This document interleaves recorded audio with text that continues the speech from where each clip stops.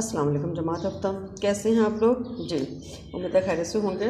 हमने गुज़श्ता वीडियो में देखा कि हमने वीडियो थी हमारी सनतों की अक़साम और हमने घरेलू सनत और छोटी सनतों के बारे में पढ़ा। तो आज जो है वो है भारी सनत।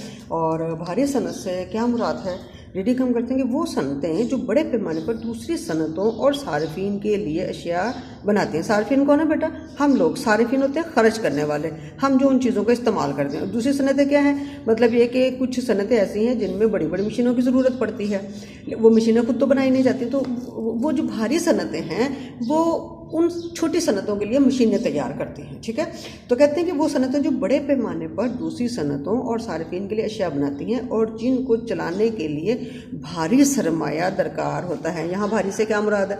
भारी से मुराद वज़नी नहीं है, भारी से मुराद ज़्यादा सरमाया दरकार होता है, ज़्यादा सरमाए की ज़रूरत होती है। वो सनतें भारी सनतें कहलाती हैं। पाकिस्तान की अहम भारी सनतों में टेक्सटाइल की सनत। टेक्सटाइल कौन सी है बच्चा?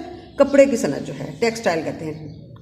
टेक्सटाइल की सनत, चीनी बनाने की सनत, सीमेंट बनाने की सनत, ऑटोमोबाइल इंडस्ट्री। अब ये ऑटोमोबाइल क्या है जी? ये मोबाइल फ़ोन नहीं है।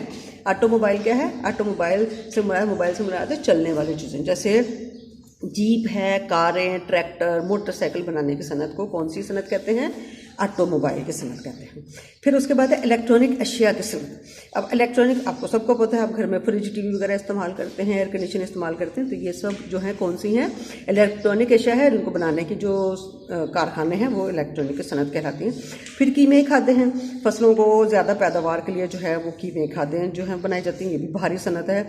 और फिर चमड़ा बनाने की जो सनत है, एक तो चमड़ा असली वाला होता है जो हम जानवरों से हासिल करते हैं, और एक सनत चमड़ा जो होता है वो मसनूई तौर पर भी तैयार किया जाता है, तो उसको बनाने की जो सनतें हैं वो भी भारी सनतों में आती हैं, वो भी भारी सनतें कहलाती हैं। तो बच्चों आज हमने जो है ये पढ़ ली है सनतों का, और अब हम इससे मुतल्लिक़ सवालात करेंगे।